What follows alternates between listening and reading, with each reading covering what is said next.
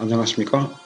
사암침법을 포함한 모든 침술이 황제인 정통사암 침으로서 명의를 배출하는 정통사암 오행침구학에서 오늘은 비과학적 양의학 86번째 시간으로 위염치료 방법에 관해서 말씀을 드리도록 하겠습니다.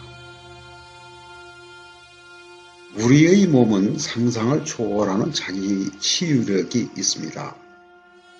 위염은 대부분의 경우에 있어서 일주일 안에 치료되어야 합니다. 많은 사람들이 자기 잘난 맛에 살죠. 자기가 세계에서 가장 똑똑하다고, 또 나는 스스로 공부해서 명의가 될 수 있을 것이다 라고 자신감을 갖습니다. 마치 카지노에 갈 때 모든 사람들이 생각을 하고 갑니다. 같은 생각을 갖고 있죠. 어젯밤에 돼지꿈을 꿨으니까 등의 길몽을 꾸고 또 근거 없는 자신감을 갖고 나는 분명히 오늘 돈을 딸 수 있을 것이다 라는 생각을 하고 갔지만 대부분이 잃고 나오죠. 그게 바로 한의학에도 똑같이 적용이 됩니다. 훌륭한 스승을 만나는 것이 가장 빨리 명의가 되고 또 확실하게 되는 방법입니다. 매월 마지막 토요일 오후 2시에 정통사암침 소개 설명회가 있습니다. 예약은 꼭 필수 사항이고요. 위염 치료 방법은 질병치료백과사전 135호로 등재될 예정입니다.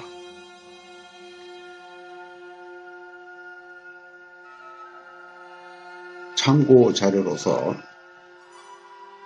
12살 소녀의 치료 경험담을 한번 들어보시기 바랍니다. 이 소녀는 위염, 두통, 복통, 참어밀 등으로 인해서 또 그뿐만 아니고 몸이 아주 허약해서 결석을 자주 했다고 하는데 정통사암침으로써 건강을 쉽게 빨리 되찾을 수 있었다는 내용을 말씀을 드릴 예정입니다. Hi. This is my 6th session with Master Kim, and I used to have car sickness, headaches, stomach aches, and I think I had gastritis. That's what my doctor told me. And I used to feel sick all the time, and because of that, I missed a lot of school. And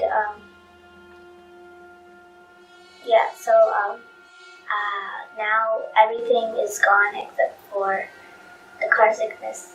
And I feel much better. 네, 잘 보셨죠? 위염의 원인으로서 헬리코박터 균을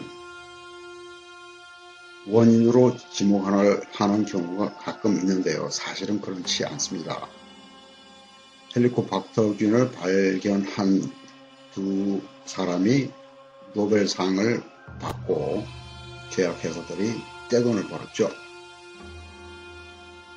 실제로는 헬리코박터균도 우리와 공생을 하는 관계입니다. 언젠가 제가 한 번은 헬리코박터균을 없애게 되면 어떤 부작용이 생기는가를 봤더니 위염, 식도염, 위암까지 증가할 수 있다는 연구 보고서가 있었습니다. 나중에 다시 찾기 위해서 노력을 했지만 다시 찾을 수가 없었는데요. 다시 한번 말씀드립니다만 우리는 각종 박테리아, 바이러스와 함께 공생을 하도록 되어 있는 존재이고 또 우리는 그들이 꼭 필요합니다. 다음 질병백과에 가서 위염에 관해서 공부를 해보겠습니다. 병리학적으로 위 점막에 염증세포의 침륜이 있는 상태로 정의하고 있다. 위염은 시간적 개념에 따라 급성과 만성으로 나눌 수가 있고 이 밖에도 이렇게 분류를 하는데 이것들은 매번 말씀드립니다만 원인에 따라서 분류가 되는 것이 아니고 증상에 따라서 편리하기 위해 구분을 해 놓을 따름이죠. 누구 편리하라고요? 양의사가 편리하게끔 분류를 해 놨을 따름입니다. 원인 여기 보게 되면 나오죠. 헬리코박터균의 급성 감염. 그렇지가 않죠. 우리 몸은 헬리코박터균이 있어도 적정수 이하로 조절할 수가 있어야 됩니다. 우리 건강이 건강하지 못하기 때문에 박테리아 수를 조절하지 못하게 되면 갑자기 급증할 수가 있죠. 다음에 세균 감염, 기생충, 스트레스 이런 거를 원인이 될 수가 있습니다. 알코올, 약물 이것도 원인이 될 수가 있죠. 만성 위염도 헬리코박터균으로 몰아가죠. 여기도 설명이 되고 증상이야 쉽게 알 수가 있는 것이고 진단으로 봤을 때 병험적 약제를 투여합니다. 절대 하면 안 됩니다. 모든 양약은 오장육부, 특히 간을 해치도록 되어 있습니다. 매번 말씀드립니다만 부작용을 느끼지 못한다고 해서 부작용이 없다는 증거가 되는 것이 아니죠. 아직까지 부작용을 느끼지 못하고 있을 따름입니다. 어떤 방법으로든 양약을 피해야 합니다. 여기 보시죠. 위내시경 검사를 시행하여 진단합니다. 제가 계속 말씀드립니다면 양의학에서 하는 방법들, 검사들은 거의 모두가 파괴적인 방법이기 때문에 가능한 한 회피해야 합니다. 며칠 전에 한 분으로부터 문의 전화가 왔었습니다. 30대 중반인 남성이죠. 이렇게 몸이 좋았던 사람이 작년 9월에 위내시경 검사를 한 이후로 엘러스탄로스라는 질병에 걸렸습니다. 이렇게 됐죠. 이렇게 됐죠. 이렇게 피부가 늘어나는 것이죠. 이렇게 피부가 늘어난 것으로 끝나면 그래도 다행인데 온몸의 관절 통증이 엄청나기 때문에 견딜 수가 없는 것이죠. 하루 종일 잠잘 때까지 24시간 통증이 지속이 됩니다. 물론 양의사들은 미국 양의사들이죠. 핑계를 어떻게 됩니까? 유전이라고 얘기를 하는 거죠. DNA가 늦게 발현이 됐다. 그런데 부모에게는 이런 문제가 전혀 없죠. 그러니까 사기입니다. 유전하고는 상관이 없습니다. 매번 말씀드립니다만 우리는 태어나는 그 순간부터 어떤 것을 먹느냐, 어떤 생활을 하느냐에 따라서 죽을 때까지 DNA는 계속 변화하도록 되어 있습니다. 그래서 이런 검사도 하시면 안 됩니다. 여기선 또 나오죠. 위내시경 검사요. 대증요법은 할 수 있는 방법이 뭡니까? 양약밖에 없죠. 생각할 수 있는 게. 절대 피하셔야 됩니다. 올바른 방법으로 치료를 하셔야 됩니다. 양의학은 굉장히 상상을 초월할 정도로 비과학적입니다.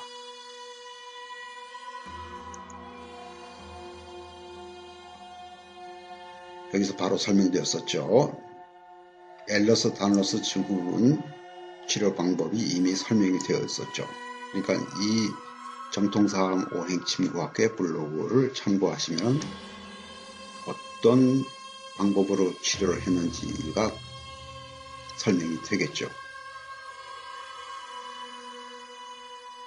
원인은 이러한 것들입니다. GMO, GMO 보암 제품, GMO 사료를 써서 기른 동물, 백신, 대추인성, 각종 양방치료, 양방검사 이런 것들이 설명되어 있죠. 그 다음에 GMO에 관해서 또 백신에 관해서 더욱더 자세하게 알고 싶으시면 후기를 참조하시고 정통사암 어머니 친구학교에서 제공하는 꼭 알아두어야 할 건강관리 참고사항도 꼭 참조하시기 바랍니다.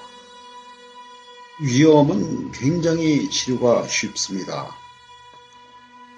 물론 가장 좋은 진단과 치료를 하기 위해서는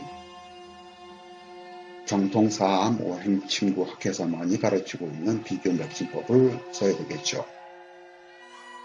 위험이기 때문에 생각할 수 있는 치료 방법들은 위전격, 위승격, 또 한열보사법을 이용해서 위의 열을 떨어뜨리는 방법, 그리고 마지막으로 대장정격을 이용하는 방법 이렇게 있겠죠. 그런데 위정격은 되지 않도록 되어 있습니다. 왜냐하면 소장의 화혈인 양계를 보호를 해야 되기 때문에 이것은 오히려 염증을 악화시키도록 되어 있죠. 위승격도 그렇게 썩 좋은 방법은 못 됩니다. 더 이상 깊게는 말씀을 드리지 못하고 사암침을 공부를 하시고 또 쓰시는 분들이 만약에 정격, 승격 표를 갖고 다닌다면 그분은 사암침을 전혀 모르는 분이라고 이해를 하셔야 됩니다. 수박 걸탈기를 하고 있는 것이죠. 오히려 그런 분들은 잘못된 치료 방법 선정 때문에 환자를 더 악화시킬 가능성도 있습니다. 사암침이 가장 위력적인 치료 방법이 될 수 있는 반면에 잘못 쓰게 되면 가장 해로운 사람을 해치는 방법이 될 수가 있겠죠. 그러한 점들을 또 적지 않은 사람들이 간과하고 있죠.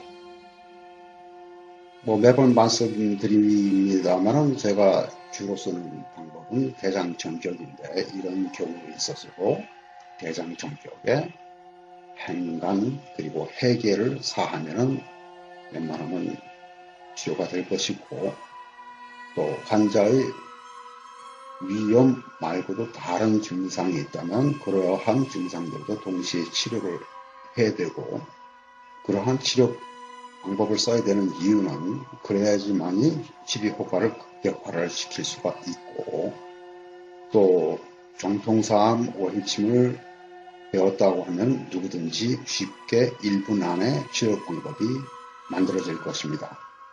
그리고 매번 말씀드립니다만 정통사암 오행침구학에서만이 가르치고 있는 김형관 보사법을 모르게 되면 보법이 사법으로 동작할 수도 있고 사법이 보법으로 동작할 수도 있고 보법도 사법도 아닌 아무것도 아닌 것으로 될 수도 있고 또 보사가 정확하게 된다고 하더라도 원하는 만큼의 위력을